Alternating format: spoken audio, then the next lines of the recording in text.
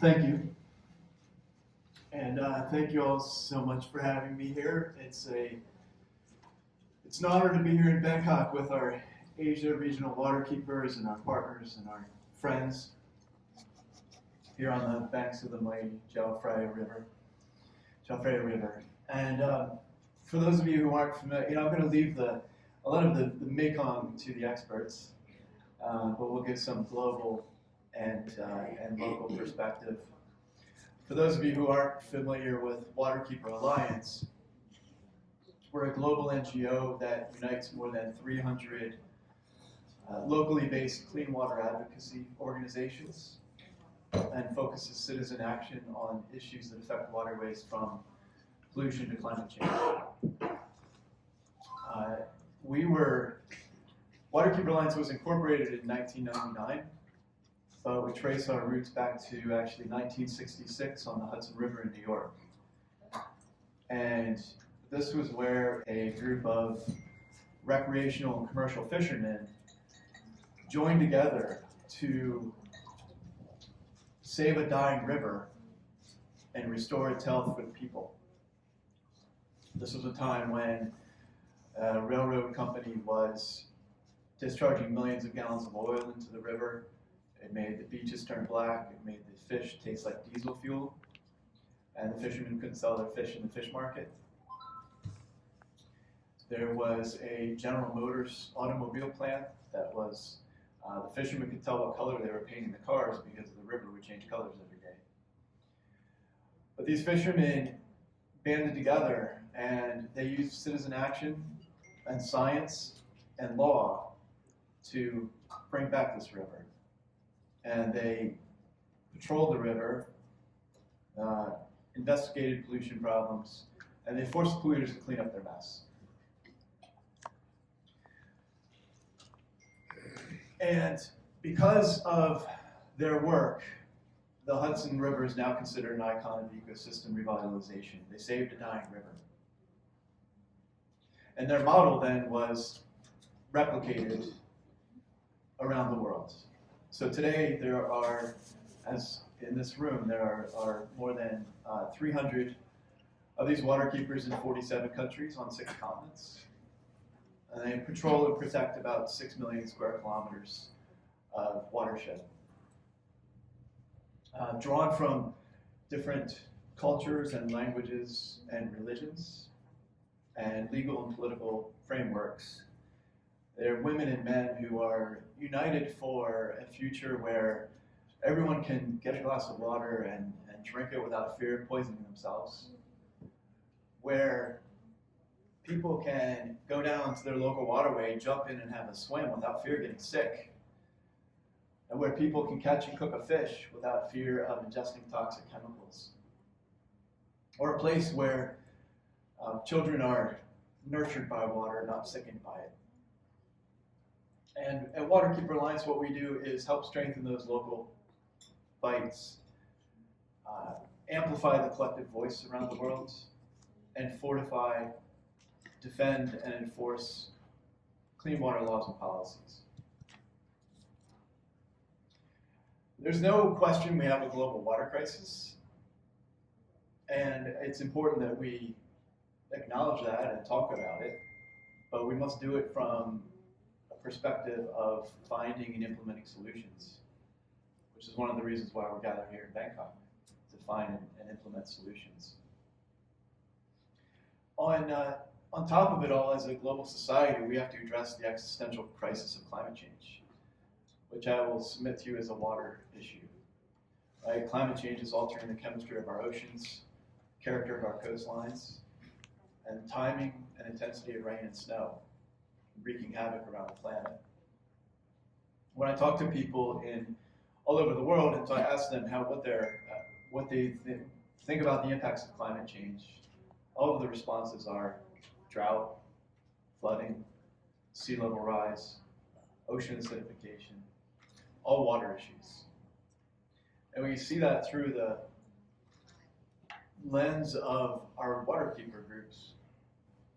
In India, our Himalayan waterkeeper will say that things have turned upside down in the past decade. doesn't rain when it should, it snows when it shouldn't. They've had to relocate communities because of extensive drought. They've had to rebuild some communities because of flooding. In Mongolia, Tool River Waterkeeper will tell you that drought has caused some villagers to move in from the countryside into cities that don't have the infrastructure to handle the population growth. Or in Seattle, in the United States, our Puget Sound keeper sees ocean acidification threatening a $270 million a year shellfish industry. Or in the Bahamas, our water keepers see, they know that in the next century, they'll lose a lot of their land to sea level rise, and they worry about their culture, their heritage, and their very existence. These issues are very daunting and challenging, these local and global issues. And the one thing is that community advocates, water keepers, their partners, can't shy away from these fights. They have to be out there in the field, fighting day in and day out. And those issues are strong and important. You can see from examples of the work that they do, how difficult they are, all the different challenges they undertake. Here in Thailand,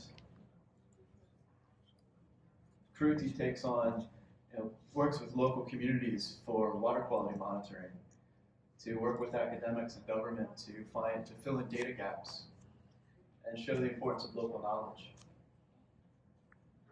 In Nepal, our Kanali waterkeeper is working to stop the damming of the last free-flowing river in that country. In Bangladesh, waterkeepers Bangladesh have led a national campaign to stop coal-fired power plants, which are threatening the livelihoods of 165 million of the country's residents.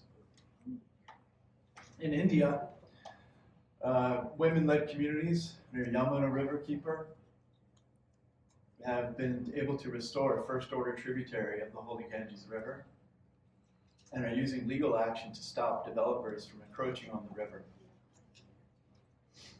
In Cambodia, Tongli Sap waterkeeper is facing the threats of climate change, overfishing, and massive hydropower projects.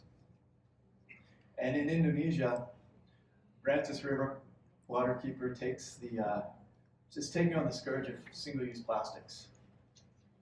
85 million pounds of plastic flow through a river to the sea every year. These are all examples of the model of think globally, act locally, and show that these local battles are so important and they reverberate all around the world. They influence other advocates to take on these fights. And the battles must be done.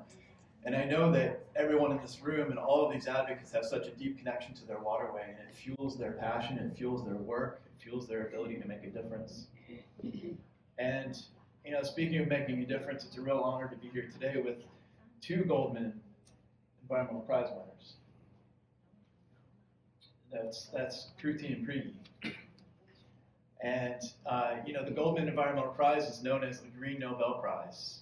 It's a really prestigious award that elevates the voices of the grassroots community by recognizing ordinary citizens who do extraordinary things for our planet.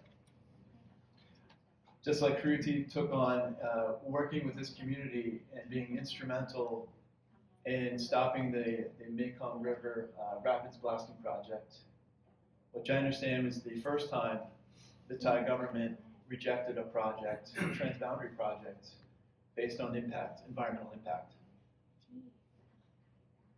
Or Prigi, who in Indonesia has used movement building and legal action to reduce industrial pollution into the Surabaya River. And, correct me if I'm wrong, you were the first to use legal action to bring a governor of East Java to court to force policy change. And so a great honor to be here with both of them, change makers, and all of you change makers in the room, change agents. And I'm going to turn it over to these experts to talk about the Mekong. Thank you all for being here.